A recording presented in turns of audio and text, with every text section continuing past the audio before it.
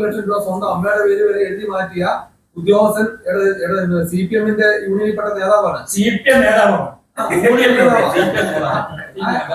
അവനെ സംരക്ഷിച്ചിരിക്കുന്ന വാസന. CPM എടുത്ത കാശ് കൊടുക്കാൻ പറ. പാർട്ടി പ്രമേയം പാസാക്കി അയാളുടെ കയ്യിൽ കൊടുത്തു. എന്നിട്ട് പറയാം നീ ആ കാശെങ്കിലും കൊടുക്കാൻ പറ. അത് ചെയ്യണ്ട. ഞാൻ പ്രതികരിക്കൂടെ അതൊക്കെ വാസന.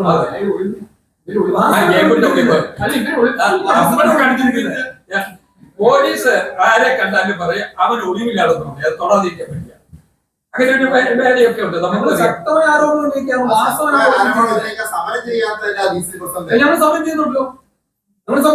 സമരം ചെയ്ത് നിങ്ങൾ തല്ലാത്തത് എന്താ, എങ്കിലും ഞാൻ നന്നാവൂ എന്നൊരാൾ പറഞ്ഞാലെങ്കിൽ സമരം ചെയ്യാത്തത് കൊണ്ടാണ് നന്നാകാത്തത്.